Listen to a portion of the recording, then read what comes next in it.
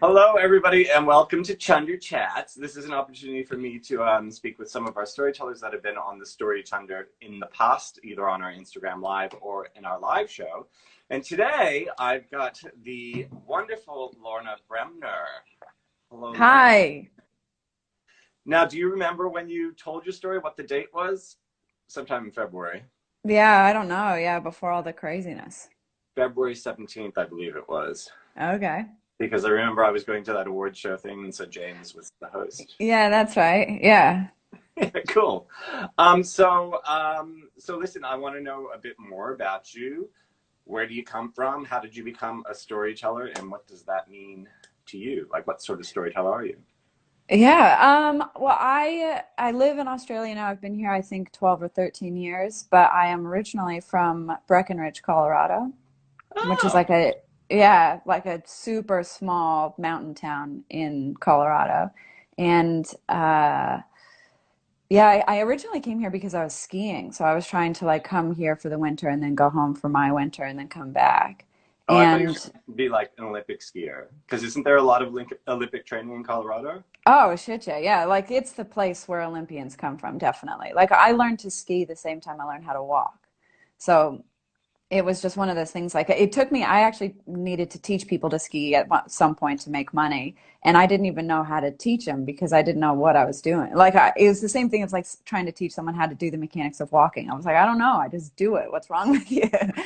And then like I had to figure out how to teach a person, which was really, it was cool though. When I figured that out, like obviously I got a lot better at skiing and now I teach Muay Thai now as for a living as well. And so it's one of those things that like getting a better understanding of how your body works, you get so much better at the skill itself. But yeah, I ski raced when I was a little kid all the time. And then I got into a really bad accident and I got a rope underneath my neck. Like I skied off of the race course. It was a blizzard and I accidentally went through this rope and it cut my neck open. Or, It was so scary. And I remember somebody like telling me at some point that some Albanian prince had come to our hometown. And I think they were either at Breckenridge or at Vale and had gotten decapitated the same way that I had. And I just happened to be a small enough kid that I wasn't heavy enough to like to to get fully take cut the yourself, whole head off. cut your head off. Yeah, just half of it. It Yeah. was like as dispenser, like. Yeah, just a little bit. Just yeah, like Pac-Man. It was so bad, and I didn't know it at the time, but I broke my neck at the time. But I was okay. They were more concerned, I think, at the time about my neck being cut. It was like a big rope burn across my neck. So all the doctors were focusing on that, and I had mobility and stuff in my neck, so I was fine. And I bounced back as a kid. I was fine. But then went and saw a chiropractor when I was 21, and he was like, "What happened to your neck? What is this?" I was like, "Ah, I've broken my neck." But yeah, so I was never quite the same kid after that. And I stopped skiing for a long time, played ice hockey, everything you do in a snow town. And then Yeah. started doing slope style and half pipe skiing. And so I just wanted to, yeah, just like,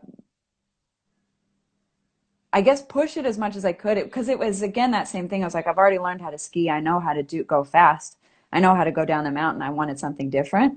And I'm a maniac. I don't know what my problem is, but I always like to do the hardest thing possible and then beat myself up for not being good at it. It's my special skill. Yay! But yeah, so then I came here. So I was doing like competing, trying to see if I could become a professional.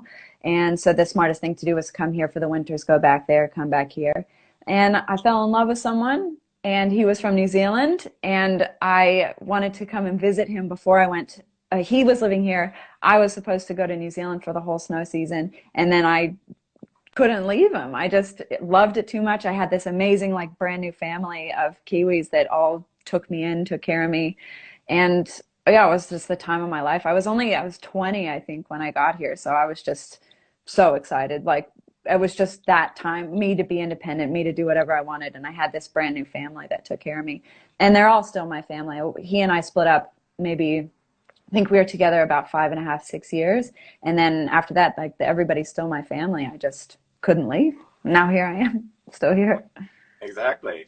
So, Yeah, I mean, I moved here for the same reason. Like, I was working as a singer dancer on a cruise ship, and then I met someone, and then, you know, I don't know. There's something about, because I grew up in Massachusetts and in the Northeast, so I know all of this. Like, you know, I grew up near a ski mountain. I'm a terrible skier. I actually went with my brother-in-law. I have vertigo, and so when you get to that like really Oh yeah. slope at the end, and you can see the ski lodge over there, I'm like, I'm not going to stop. I'm gonna like.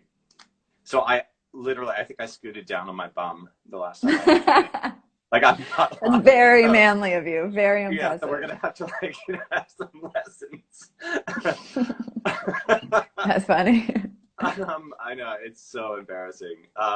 My brother also has vertigo and got stuck on the top of Machu Picchu or whatever in South America. You know, like one of those temples. Like he got to the top and was like fine, and then he was like, "Oh damn!"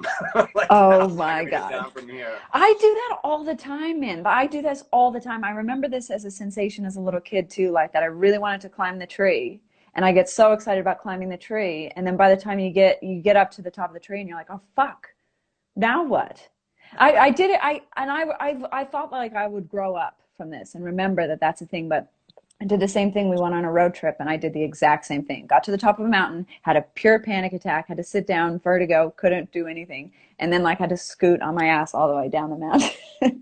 Like a Awesome. 10-year-old. That's awesome. Okay, so but we know you as a comedian and a podcaster and also a storyteller from the Story Chunder. So how did that start? Um, Getting into comedy was a weird one. I don't know what happened to me. When I was a young kid, I was really into acting and being the class clown. I was a maniac, and something happened in my 20s where I just kind of like shut down a little bit. Maybe, I don't know if it was like just trying to define myself in a new country, or I don't know what it was that I kind of felt shy being a loud, obnoxious American, maybe. And it was good. Like when I came to Australia, I was happy because I never felt at home in America. I always felt weird and out of sorts. So when I got to Australia, I was like, oh my God, I'm in a country full of people like me. Everyone's just a lot more relaxed. Nobody's trying to be in. But you know, Americans feel like they're trying to sell you some shit. They're always trying to show you who they are by, Mhm. I don't know. And so I felt like when I was here, I was like, oh, good, I'm around my people. But then I didn't want to maybe be in the American stereotype of being that like loud person. And it got in the back of my head. And over time, like I just got smaller and smaller and smaller and got really introverted. And I think it helped a lot. Like it helped my creativity. I made paintings. I just tried to figure out what I wanted to be and who I wanted to be. And but all of that time I spent being really quiet and didn't express it. And I think that me not expressing my creativity over time started eating away at me. Just like feeling lost, scared, confused. What's the purpose of life? What's the meaning? Drinking all the time, just trying to do anything to make myself feel better. And really, like, all I needed to do was just express myself in some way or another. And so when I cleaned my act up by doing Muay Thai, and that kind of helped get me a bit of confidence, like regained that confidence back in myself that like, oh yeah, I have things to say. Like what, you know, I'm not a total idiot. And then, and just slowly kind of like got rid of that voice of doubt in my head that said you are a piece of shit and you might as well try to do stuff. And that's when I started the podcast. And the podcast is one of the best things that's ever happened to me. I met the most incredibly interesting people, had the coolest conversations. And then that always spiraled off into, because I met these interesting people, then I would go and do wacky shit that, like I went to a well, I wasn't, you can't call it a sex party. I went to a BDSM party. Okay. And it was like so not my scene. Like it was fucking hectic. But it was just like all of this weird shit that I kind of locked myself away into this like little sphere of being. And then I just started, breaking boundaries. All right, I'm going to try fighting. Why not? All right, I'm going to start a podcast. I'm going to start talking to cool people and see what they're into. And I'm so curious about what it is about our internal kind of construction that makes us want to do something difficult or makes us want to do something weird or different. And I was always so curious about people that, despite all the odds, despite doing something fucking weird like learning how to tie somebody up with a rope and it's painful and it's weird and society hates you, then you still press on. Like, what is that inside us that makes us want to do things? What is that in me that wants to come out so bad that it made me severely depressed if I ignored it? What is that thing? So that was the whole point of the podcast, is that I just kind of wanted to understand what it is that drives us as humans. What's our motivating factor? And especially when we do something weird or scary. Yeah. What's the podcast called? Sorry. It's called Closure Optional. Closure Optional. That's right. Yeah. Do you have like a promo or something? And I'll put it on when I make this into a podcast. Yeah, sure. Yeah, I can send that to you. Yeah. It was the coolest thing ever. I love doing it. And something, I feel like it's probably just the state of the world right now. We were talking about this the other day on the phone, but I feel a little bit content sick. You know, like I feel like everybody's really in the internet right now. There's so much content being blasted in your face. And my podcast is really personal, and I talk about myself a lot and what's going on in my life. And I've had kind of the last 6 months or so have been pretty insane in my life, and I've been really struggling to figure out an authentic way to talk about it without getting too personal, I don't know. And I'm just trying to figure out, like, if that's the best medium for me to be expressing what I'm trying to do. Like, has it run its course? Is it the right time? And so I don't know. I miss it. I miss doing it, but I also kind of feel like you get to a point where I don't want to be producing content for content's sake. I want to be producing something that means something to me and is valuable to other people. And I just don't, at the moment, I don't know. I feel like I'm like lying by doing it or trying too hard or something. Yeah. This is why I like doing like the Instagram lives, you know, like I didn't like really promote this. It's like, you know, you sort of like, if you're sitting on the toilet, like looking at your phone, like maybe you're going to be watching us right now. Yeah. Because it is a bit like, I love it when people listen to me while they're on the toilet. That's like one of my favorite things. As long as you don't have to listen to them. Exactly. No, I like that part too. That's also my favorite. Yeah. No, but I think you're right. I mean, you know, I completely agree. This is like such a weird time, and authenticity is so important. And I mean, I guess that's what I'm really happy with. What happened with Story Chunder when it was live, and I'm happy that, you know, we're doing it this way because, you know, it's not like the fancy graphics and stuff. And I mean, every week I sort of look at the stuff and I sort of go, fuck, it's raw. Like, you know, maybe I should try to like tighten it up. And, you know, and there's all these American gurus on, you know, the internet going, you know, blah, blah, blah, do this and do that. And like, you know, I could do, but it seems like a lot of effort. Well, and this is the thing, man. Like, I think this is the direction that all content is going to, because we have access to each other in such a raw format, and so many people can do it from anywhere whenever they want to. There is something really beautiful about genuine connection in this way, like, because it's such an odd thing that you could be wherever you are, I could be here, and we can have an authentic conversation. There's something really beautiful about something being unscripted, totally raw, not edited, like this. And I think you're totally right. It's like when you have a disconnection from your own authenticity, then trying to produce something like this and not being authentic with it, but having this like low production kind of just whatever it is thing, it doesn't work. There's no, like, if I can't be me, deeply me, and produce something raw and unedited, it won't work. But then, and so I think like that's the kind of question that it's like I've gotten to, is that, is me being deeply me, raw, really of value at this moment if I'm unable to first get to that place because there's so much that I don't know how to talk about or want to talk about? And the second thing is that contributing to anyone else, or am I just being self-indulgent? You know, like, and I don't think a person is being self-indulgent if they're being authentic, but I think that is a real challenge. When you know you're being recorded for whatever reason, it's really fucking hard to just lay it out there. And then dealing with the aftermath of who else gets to hear it and what do they think about it? How does that make them feel? You know, there's just so much to it. Yeah, totally. Yeah. I mean, it's been, like I told you this, it's been a struggle for me to continue doing this because I'm like, you know, again, like, what's the value? Am I just like, you know, it's like, exactly. But that's my sensation. but then people tune in, and I mean, you know, it's not like huge numbers, you know, like maybe it's 10, maybe it's 15, maybe it's whatever, 25, 50, but people seem to really enjoy it, and the people I speak to seem to enjoy it. So I'm like, okay, well, let's just keep doing it then. Damn Isn't it. that an amazing? No, that's the thing, man. Like when you make that connection with a couple people and somebody sends you an email, like that is the thing that I've done 70 episodes of something, 75 of the podcast, and that's what's kept me going every time. 100%, because it's like it's a pretty niche thing that I'm talking about, pretty weird stuff, and I don't promote it very often. I'm kind of shit with the whole social media thing, but there are a few people that are really like dedicated to loving it and listening to it, and so every once in a while I'll get like a bit of a like lose steam or whatever, and then somebody sends me an email. I'm like, oh yeah, that's why this is valuable. And it will be. And that's the kind of the thing I think is that you don't want to be caught in momentum in general ever in life. I don't like the idea that my life is living me.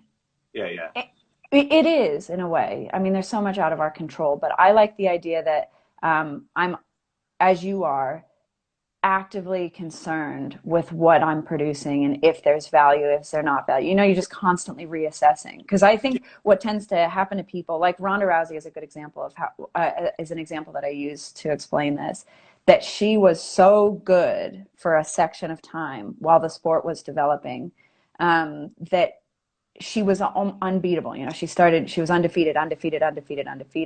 One defeat crushed everything because all she had ever been was this thing that's undefeated. And I feel like that's a person that gets caught up in a momentum of being a thing. And it's really easy to disassociate from the thing you're working on and then becoming the thing that people want you to be. And it's not her fault. It's not anyone's fault. It happens to fighters all the time and it happens to actors. It happens to comedians. You started being a thing and it had value because it was authentic, it was raw, it needed to be something, and then it fucks out, you know, then you suddenly become the character of yourself and then you are gone. And so I'm always like acutely aware of that, like, am I doing this podcast just because I need to be self-indulgent, or am I doing this podcast because there's value in it? And maybe right now I think that's the cross that I'm at, is that I'm finding in writing this web series, I'm having a new way of telling stories in a totally different way that isn't about me. But it's my ideas. It's these like amazing, beautiful, crazy world we can build, but it doesn't have to be about my life and my story. You know? Yeah, that's so maybe my son was like, oh, so what's next week's theme? And I said someone else's story, and he's like, well, what story are you going to tell? I'm like, Graham, I don't tell this story. I'm like the host. I chat so much, people don't want to hear my story. I mean, of course, you know, that's not completely true, but I mean, in general, I don't tell the story on the Story Chunder because I want to hear other people's stories. I'm just witnessing. Yeah. And maybe, like I feel a little bit like maybe that's where it's come to, is that I've told a lot. I've done a lot of talking about me, and I need to maybe grow in a different direction. And what I'm trying to figure out now is how to act, because I'd like to be good enough to act in my own series, but I don't know how to do it. And I don't know how to be anything that isn't me. All of my videos and stuff, I'm basically just an exaggerated version of me. I have an acting coach you can work with. Yes. Oh, good. Excellent. Yeah, great. I'll teach you Muay Thai. We'll have a trade. Okay, sweet. I used to box, so I mean, I don't know. You know, I have some physical discipline anyway, and I was a dancer, so I would probably take to it. So that cool. Oh, so listen, I want to talk about the story very briefly, about the story you told at the Story Chunder. Because it is one of my favorites, and I'll tell you why. But tell us like a very elevator pitch version of the story that you told us, because I'll love to get the episode. Well, I had I'm not much for being a single lady. I don't really know how to do it very well. I'm fucking hopeless with boys. And I went on a little vacation, on a little trip with my friend, and we saw a cute boy, and I thought that I should like just do the thing that normal people do and flirt with somebody and have a casual one-night thing, because wouldn't that be fun? And then it turned out much less exhilarating than what it turned out, exactly what a one-night thing should be, a complete fucking disaster. So there wasn't romance. Well, there was romance to a point. Yeah. It might have been really romantic for him.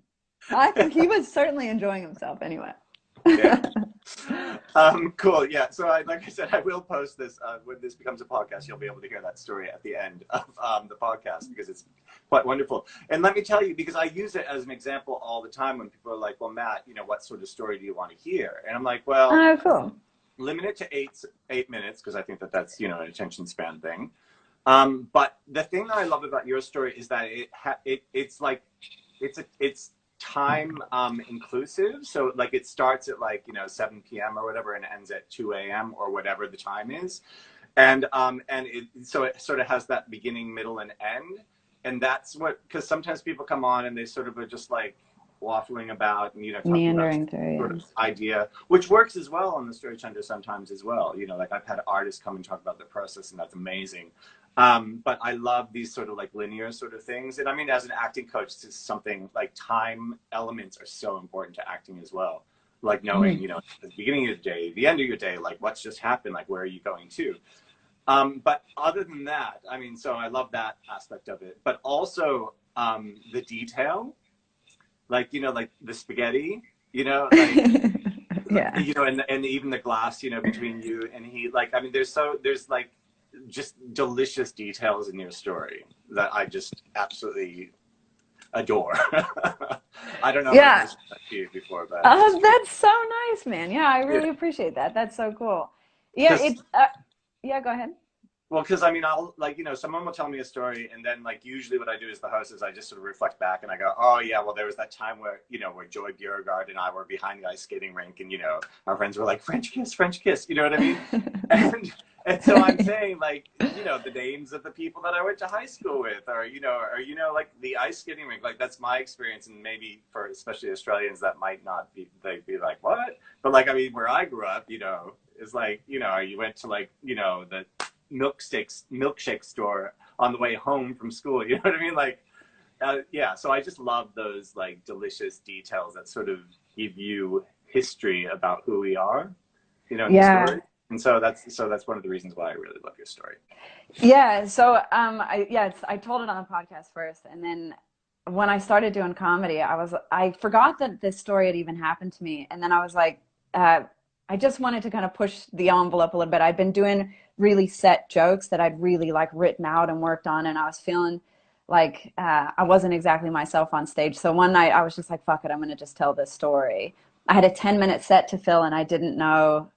I was just not comfortable with the jokes I had. I was shitting myself. I was so nervous because I was scared. Stand up is so fucking hard. It's the hardest thing I've ever done. And why? Like if you just get on there and you have a good time, people do generally respond quite well. People aren't mean. Like they want you to succeed because everyone wants to be fun, but there is a lot of expectation on you to be funny and entertaining at the same time. But anyway, so yeah, I wanted to tell that story. And I just got on stage and just told it from all of the grossest, like I just thought of all the most disgusting details. Like that thing, like that he pins my legs together and just like squeezes his dick into my thigh. Like it was like, what the fuck are you doing? But And it's I just mean, not to be like too, you know, gross, but you know, I think many of us may have experienced something similar is all I'm saying. okay. Well, and that's the I thing too, certainly like have, so there you go. that's it. Like sex stuff is so weird and awkward and uncomfortable. And I think we've gotten into kind of an era now where it's like a little bit of a scary thing to talk about because everybody's like, oh, it's just that. Like when I told this story in America once, I didn't set it up well at all. Like I wasn't like, this is a consensual thing. I was hanging out with a guy that I was willing.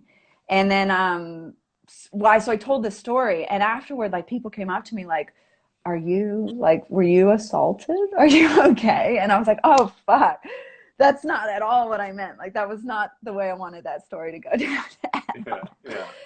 But it can come across that way. But so anyway, like, I think people have a hard time talking about this stuff because they're not really sure what's okay, what's not. It's gross, it's weird, it's shameful. Like, coming out of it, I was kind of embarrassed. Like, wait, did he do that because my vagina hole was too big?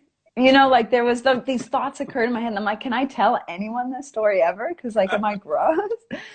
But the more I say it to people, the more people are like, that's insane. That's happened to me too. It's just, and the fact that like a person could have sex with you and just have no consideration whatsoever if you're like I could have been in the other room. Like, it just didn't matter. It's so stupid. Yeah, who knows what was going through his head? We'll have to find him someday and ask him. Well, I know, the poor thing. That's so funny. I think that's interesting, and that you said that about people being very concerned for you. I was in Upright Citizens Brigade a couple of years ago, and I went to a storytelling night, and my friend George Basil, who's a comic actor, was performing, and this comedian got up, and she was like, "So, who's had to call the suicide hotline?" And like 3 people in the audience were like, "Yeah, me." And that's sort of how she started. And then she told like this really great story, which is super funny. And basically what happened was she called the hotline, and she was in a really bad place. And in the background, she heard someone go, "Who the fuck stole my tuna fish sandwich?" And and then she like started laughing, and she said to the counselor, "Did you steal the sandwich?" And like that like became sort of like the whole story. And it was awesome when we all wanted to talk to her afterwards, but not because we were like, embarrassed or afraid, like it was such a big statement to it, to sort of talk about because it's such a taboo. But Yeah. we all were like, "Oh my gosh," and we want to know more. And did she eat the sandwich? Yeah, blah, blah, blah. How did it go? So I kind of So again, like it's a risk to tell that sort of story. But I'm glad that you did, because I think it's ultimately it's. I don't want to say it's fun and entertaining, but I mean, it is, you know what I mean? Like we sort of like look at the weird things that happen in our lives, and the sort of like people say they're they're not like I don't want to say not normal, but you know what I mean? That they're like unbelievable, but then you're like, but is it really that unbelievable? Yeah. Well, yeah. And this is something I could definitely do in the podcast. And by the way, John, I'm just answering his question here, that have I missed the part about the cum? There's always more cum, John. Wherever you are, there is always more cum. But I'll tell more cum stuff in a minute, in case you're curious. Anyway, fuck. Oh no, I got distracted. I was thinking about cum. What did you? What? Aren't we all? I'm talking about the unbelievability, that you tell something that is embarrassing or whatever, and you're like, but people, and you think this is like so outrageous or so unbelievable, and people are like, nah.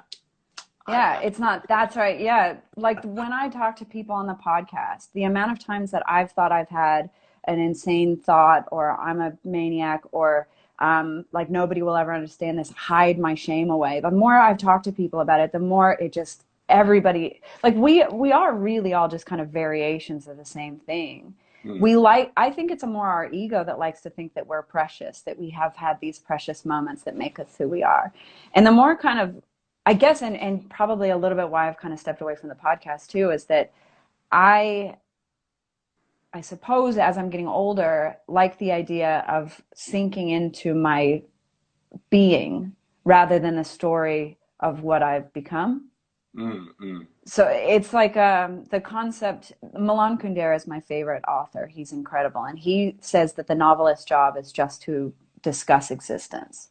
So the novelist's job isn't to even tell a story. It's to discuss existence through characters, through ideas, through things that you can invent. And with characters, especially the way he writes them, there's so much nuance. There's so much variability. And he doesn't even like to go into the history of his characters because he wants the characters to act in a way that you feel them and who they are and what they've lived through. And what's great about it is like by the end of the book, you still don't even know if they're good or bad. There's no like distinct villain or not, or like, was that okay that he did that? Instead, you're just full of questions.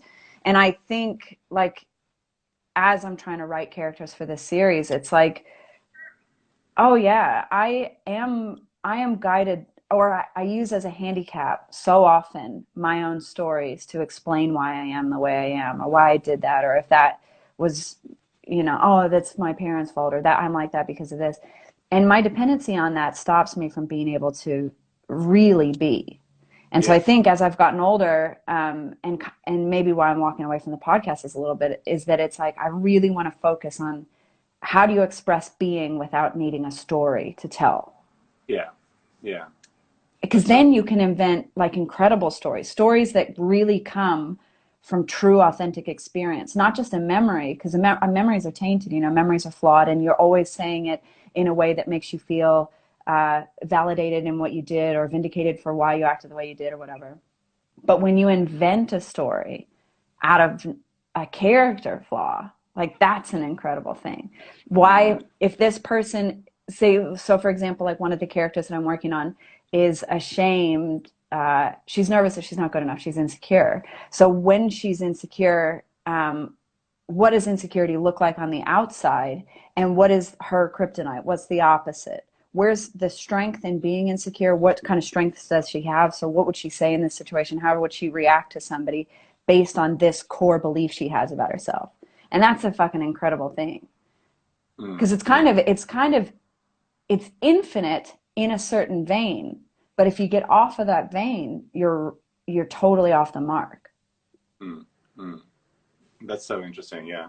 I was asked by a primary school student. I did an interview for a primary school in Victoria because, you know, this teacher sort of was like, put a call out on Arts Tasker, which is a new Facebook group, saying that anybody wants to be interviewed. And so, you know, it's a primary school student. And he's like, so what do you like about your, you know, what do you like about the characters you play? And I was like, I like that they're complicated. Yes. I like that they act in that moment and, you know, without thinking about the repercussions, you know what I mean?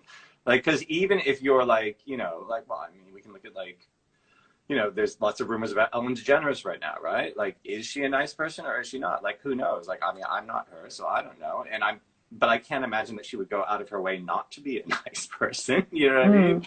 But she probably has, you know, moments in her day where she's, you know, not a nice person, as do I, as do we all, you know what I mean? So yeah, I mean, imagine that. Imagine being like concentrated down into a few actions of yourself. Like, and what's dumb about that, and what I think I'm discovering, is that we do that to ourselves. You know, anybody that tells you, oh, I have anxiety, it's just an immediate attachment to this is a safe thing for me to do in this moment because it's a habit and I'm used to it. Doesn't necessarily mean it's your best self. And I've been getting like weird anxiety over the course of this, like the last couple months, because I don't spend much time socializing. I work from home most of the time anyway, so it's not really that big a deal. Nothing's really changed. But I haven't realized how much I really value like getting to see people at the gym, chat and shit with people periodically, or like go. Oh, John says that Ellen, he likes to think that she's pure evil. pure evil. Yeah. Saw that. She might be pure evil, man. Well, we kind of all are. Like, that's the thing. Like, we all fucking are. Yeah. In moments, we've all got our little things, and it's like, so you have this attachment to who you think you need to be because it's easier to play a story or play a character of yourself than it is to just be something. Yeah. And I've had these moments by myself here because I'm not having that like feedback loop of other people.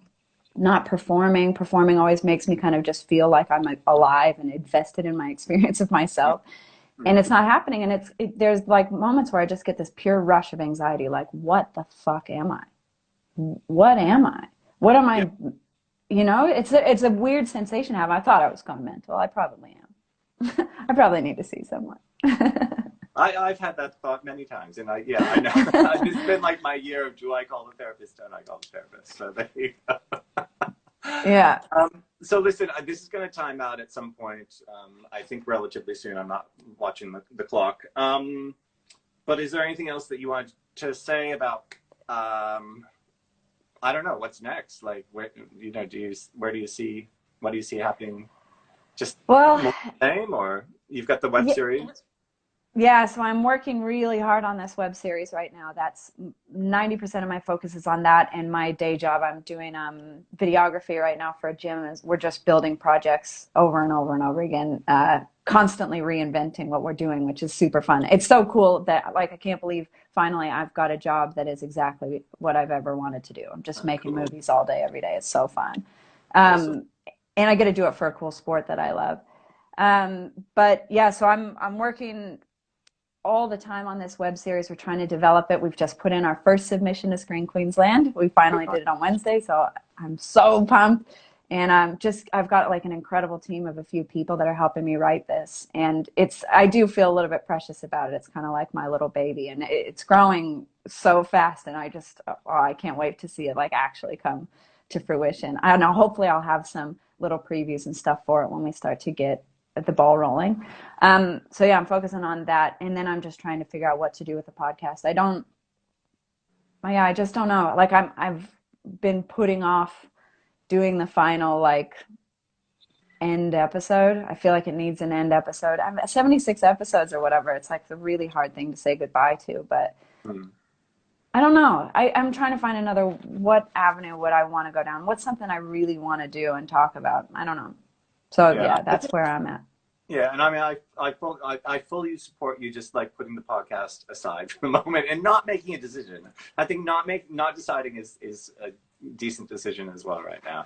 You know, I've actually numbered my podcast wrong. I've only done like 7 of them, and I numbered the last one as the 8th one. So yeah, I've done it many times. I have to fix that in. I don't know what, because we talked about when I started the podcast as well with my That's Not Canon Productions, who is sort of like my mentors and the producers. I was like, well, what if it's shit? They're like, well, just put it out and then we can just erase those episodes later. So I was like, all right, because the sound's pretty shit on the first 3 or 4 episodes. So yeah. It is. It's a learning thing, and it's one of those things too that we have to remember that like I get precious about everything I produce, and then I remember that like 6 people fucking see it, so who cares? And as long as I've done the best effort I could for the time that it was in, it's just like anything. Like you do your best at the time you've done your best at, and your best should always change. If it's not changing, you're fucking up. You got to be getting better, right? All the time. All right, sweet. Well, thank you so much for coming on and having a chat on a Saturday afternoon here. Yeah, thank you so much for having me. And it was really nice. No, it's lovely to reconnect. I didn't know that we didn't get to spend much time together at all when we first met. So I appreciate you doing this. And like I said, I'll be making this into a podcast, and I'll include your story that you told at Story Chunder at the end of the episode. So thanks so much, Lorna Bremner, for being you. No problem. Sharing your inner thoughts. I appreciate that very much. Cool. Thank you. Thanks everyone for watching. Yes, everyone for watching. All right, we'll see you soon. Take care. Bye. Pushing 30 at this point. And so I thought, okay, I'll go on this date, and I'm sure this guy is going to be really nice. And he was. And, we went